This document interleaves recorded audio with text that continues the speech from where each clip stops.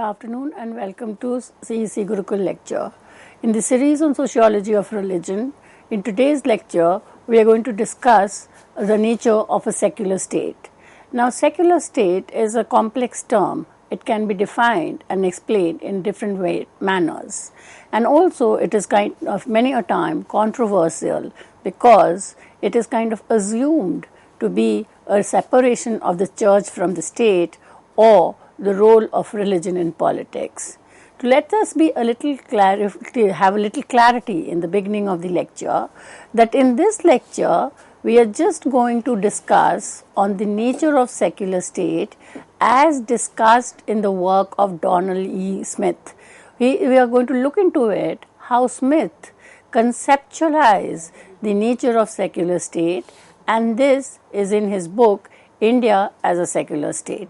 So we are not going into understanding whether India is a secular state or not, but just trying to understand the concept of secular state as explained by Donald Smith.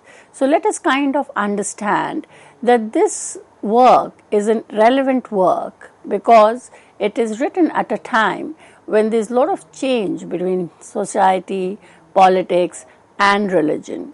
So Smith, he is going to understand the secular state by trying to first define it, because what we mean by secularism, secularization would obviously be dependent on how we define religion. Religion itself can be defined as a practice, as a mode of life, as a code of conduct, as a relation in terms of regulating society. So let us look at how Donald Smith defines secular. He says that you need to define it in terms of the relation between state, religion, and second, most of the time, definition is with reference to the West. What is the reference in the West? It is the separation between the church and state. So from a very commonsensical manner, when we ask anyone what is a secular state, the first answer is that post-Reformation period, once the church started separating from the state, there was increase in scientific knowledge, there was rationality, and therefore we were moving towards secular. Both are kind of inadequate. One, the relation between state and religion, and second, the idea of the separation of state and church. Now, if we were to arrive at a definition of secular state, Smith kind of argues that we can make reference to three traditions. And what are these three traditions? The first is the liberal democratic tradition of the West. This is distinguished from the Marxist tradition. Marx kind of considered religion as a hurdle in the growth and progress, and he defined it as the opium of the masses. So he was hostile to religion. Liberal democratic tradition is not hostile. It kind of allows it to be practiced within certain boundaries. The second tradition is a specific contribution of the USA in the conception of a secular state. This is more or less very similar to the democratic principle of the liberal democracy. Now, third is, as we can understand, the specificity of India as a case. And when we look into India, we need to understand the nature of secular state by making reference to the constitution. Now, the term secular was added in the preamble by 42nd Constitutional Amendment Act of 1976, and it declared India as a secular and democratic country. Now, when we look into these three definitions, we kind of see that much of the weightage is paid on the development of this concept coming in from the West. The working definition provided by Smith is a state that guarantees individual and corporate freedom, deals with the individual as a criterion irrespective of his or her religion, is not constitutionally connected to any religion, nor does it protect or interfere with any religion. So this definition of the secular state, if we look very carefully, we'll see there are three elements, and that is in terms of referring to three sets of relationship.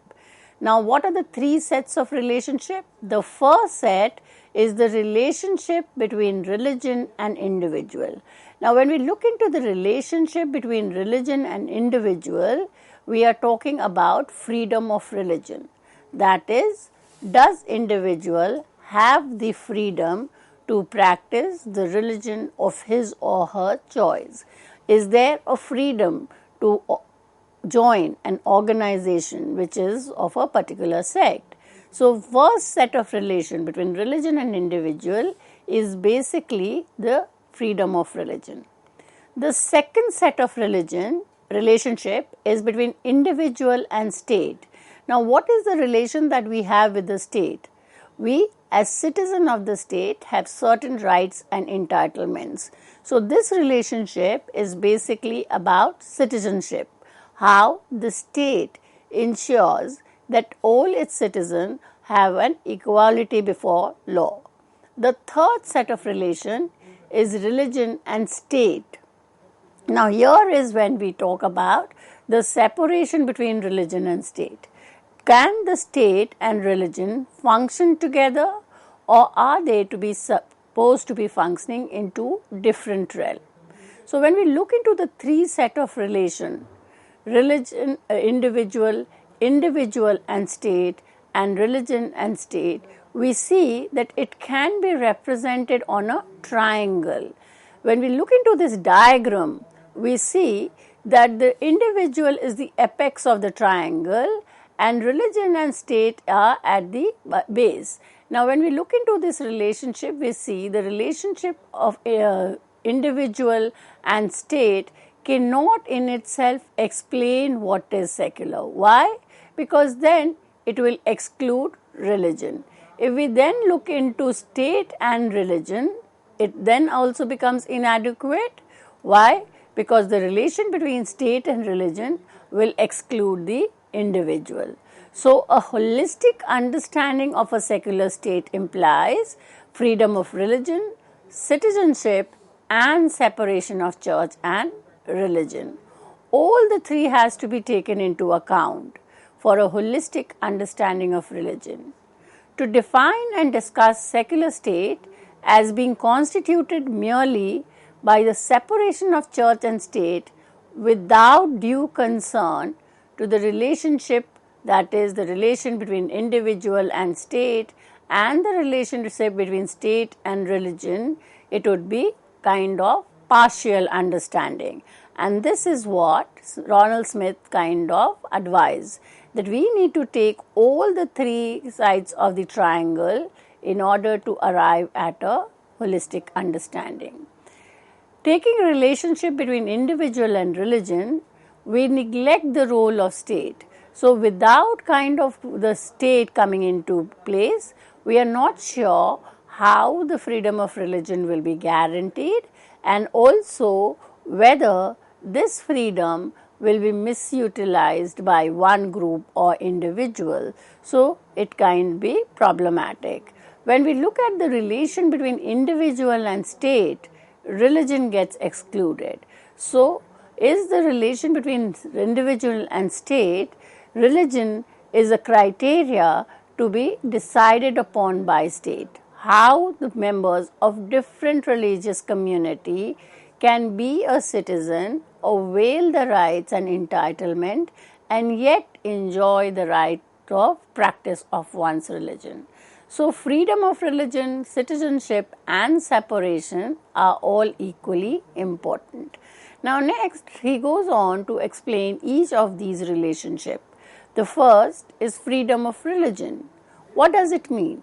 It means individual is free to consider and to discuss with others the relative claim of differing religion and to come to a decision without the interference of state. So, individual has the freedom to embrace any religion, follow its teaching, participate in its worship and other activity propagate its doctrine, and hold any office. Now, what is the problem here is that many a time this is at an individual level. We, in an attempt to kind of enjoy our freedom, we might as well harm the collective. So, what is required is that the freedom of religion has to be regulated by the state. The state has no role. It cannot force individuals' practices nor provide any financial support. But in case in where there is a issue of people not being able to practice the religion on its own because of certain monetary limitations, the state often provides certain monetary benefits to the minorities. Freedom of religion at both individual and collective level. So, the collective level is at an organizational level. So, this has to be safeguarded. The collective cannot in a way function to harm the larger nation state. Then we come to citizenship. Citizenship is defined as the relationship between individual and state. The secular state views individual as a citizen and not as a member of any particular religious group. As an individual, we can be members of several voluntary groups. Religious group can be one such voluntary group. Now, the state will not kind of make any difference or any decision in its policy because of the membership of its citizen to any particular group. Religion becomes entirely irrelevant in defining the terms of citizenship. Its rights and duties are not affected by individual religious belief. So, there are certain other secular criteria for determining citizenship. Individual being a member of a particular religious group or practicing any religion does not become a criteria for determining citizen. But in many cases, this principle has been violated, and to a large extent, the state kind of interferes in its function. One such case would be where the right to vote is dependent on the adherence to state religion. So, is dissenters regarded as second-class citizen, and they would be kind of punished in terms of paying extra tax, or those who are followers of the state religion would be given exemption from taxation. Now, the third relationship is the separation of religion and state. Now, religion and state functions in entirely two different domains. Now, this is kind of an evolutionary understanding where religion was kind of assigned to the social realm and state to the political realm, and each of the two had its own function or had its own activities in a human society. So, when the two are separate, each of it has its own roles and functionally, then the function of the state is not to promote or any kind of a religious practice or to regulate, direct or otherwise interfere in religion. Now, when we look into the relationship between religion and state, what is to be kept in mind is the idea of the two being separated, the two belonging to two different realms of human activity. So, there is a separation of religion and state. Political power is outside the scope of religious legitimate aim. No particular group, because of its majority or because of certain dominance, can take on political power. The democratic state derives the power from a secular state and is not subordinate to any ecclesiastical power. The secular state is basically a constitutional arrangement to keep the two separate, that is, to keep the religion and state separate.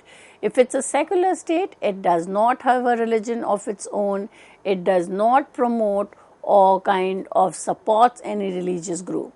So the concept of secular state itself is kind of the separation between religion and state. Now, under the principle of separation, both have the freedom to develop. So, the state as an apparatus or as an institution has the freedom to progress, to develop without being dictated by the religious group or any particular religion. Similarly, religion as a practice or as an institutional arrangement has the freedom to progress, to move on without being dictated the terms by the state. Now, religious groups can organize, frame their own creeds and regulations, choose their own ecclesiastical order, found their own educational institution and finance their own activities, all without the interference of the state. So, the state in that sense has nothing to do with the way in which religious organization functions, but yes, it kind of becomes restricting only when it interferes with the kind of collective order. The state is free from any financial responsibility of supporting an official religion or deciding religious question. Now, when we look into the state church system and we see that the state church system is a system where the two are not separated, that is, the state would have a recognized church. What are the characteristics? The first is an ecclesiastical department, which is a department which is more tuned towards religious activity. The second is that the head of the state would be adherent of that particular religion. So, the religion of the state would be the religion of the head. Third, appointment of religious head, that is the bishop, by the government. And fourth, use of public funds to pay the salaries of religious functionaries. So, here we see that the principle of separation of the church state is not maintained. Now, this was familiar when we talk about the history of the emergence of the term secular. We see that before the Reformation, the church and the state were not separated. These characteristics were prevalent. Now, when we look into the relationship or the separation between religion and state, we can look into three forms of relations. Number one, state religion as a branch of government dominating state policies.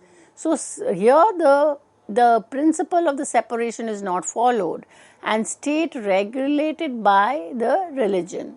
Number two, state religion wields dominant power where the state is executive arm of the church. And number three, equal relation between church and state, that is the both church and state would work hand in hand. But when we look into the three forms of relation, we see the separation is not complete. Rather, it is kind of one and the same. So, all the three forms are opposed to the principle of a secular state. Now, what would be an ideal type of secular state?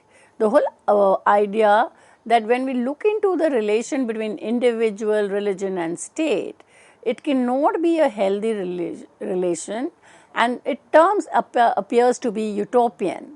So, a ideal secular state, there would be kind of complete separation of the church and state or any religion and state, and religious groups are governed by the law of the state. No privilege to any group, all have to abide by civil responsibility, that is pay tax and maintain law and order. Religious groups are seen just as any other voluntary association, have the freedom to develop without interference from the other. So, this is how Ernest Smith arrives at a holistic understanding of the secular state by looking into the relationship at three levels: individual and state, state and religion, and individual and religion. So when we look into these three relations, we see that what appears is to kind of have a very ideal type of a secular state. Now, to figure out whether such a state existed, we need to kind of traverse through the evolution of the secular in history. And therefore, it will enable us to look at the important events, certain landmarks which led to the strengthening of the idea of a secular state. And much of this idea of what is a secular state comes from the West. So, this has been linked to the separation of church from state, which is basically the starting point of the emergence of a secular state. A historical event that occurred in the West, basically three important events which are kind of connected to the emergence of a secular state, is the Reformation, Renaissance and French Revolution. Now, these were all happening at a time in the history which was kind of considered as a point of shift from one form to the other, in sense that people were kind of under the assumption that science, scientific knowledge, rationality was increasing, and therefore religion kind of started becoming less significant, and it was relegated as more to the private or to the domestic sphere. So, the Reformation becomes the vantage point for understanding secular state in non-Western countries. So, when you know that this is the important historical instance for understanding secular state, we need to kind of look into how it was in the Middle Age. The rise of Christianity in the Middle Age produced a new set of relationship unknown in ancient time, and therefore there was the problem of the state and church. Initially, the Christianity preached the duality of the spiritual and the temporal. So, there was a dual relation. Each of it, that is the spiritual or the religion, had its own task, and temporal, that is the politics or the ruling class, had its own work. So, the loyalty to state came in conflict with the loyalty to God. The partnership between Pope as reflecting of the church and the emperor as part of the state was advantageous. It was a kind of a conducive relation between the two and a status quo. But many a time, because of the opinion of certain emperors who was against this, it kind of led to conflict. Pope Gelasius I, he gave us the doctrine of two swords. Two swords means they are two kind of organization, or church and the state are two different institutions, each having its own role, and there was no need to kind of interfere. The church was to conserve the spiritual interest, that was the kind of task of the religion, and to maintain peace and order and justice in temporal affair. Throughout the medieval period, there prevailed a conception of universal Christian society ruled by both church and state. The rise of sovereign state produced a fragmented Europe which successfully challenged the papacy of temporal claim. Reformation further intensified the fragmentation by producing religious diversity. So, once there was just one religion and they believed in a certain kind of the task, there was no problem. The problem emerged when a number of religion comes in, and therefore which religion is to be considered more important, or which is going to be given the weightage of the political state, was where the question of secular emerged. So, when we look into this state-church separation, which is the crucial part to understand secular state, we can look it into ways in which it has happened in different parts. France, the secular state emerged after centuries of struggle between state and church. So, there was a long history, we kind of look into it, and it kind of led to the separation. But despite the separation, there are instances of state support to religion in France. Italy Italy became kind of a secular state with the unification in 1817. Mussolini Latina Treaty with Vatican in 1929 declared the separation of the church and the state.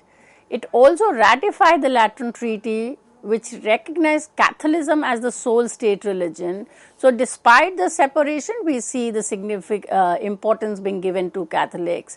And Germany in 1920 adopted the separation, although the state maintained their own religious establishment. So, when we look into this whole idea of the separation has taken place. There is a history which we need to make into it. But the separation has been impressive, but still the church state prevails in many parts. Therefore, the secular state is not necessarily the same as the separation of the church and the state. Secular state is complex of three vital relations, and church-state relation is just one of them. Church-state separation can exist simultaneously with the denial of freedom of religion, as in the case of Soviet Russia, which is not a secular state. On the other hand, church system can exist with a broader freedom of religious and democratic conception of citizen, as in the case of England, which is a secular state. And with this whole idea of understanding secular state as articulated in the work of Donald Smith, we have a comprehensive understanding of what is a secular state. With this, I come to an end of this lecture. Thank you.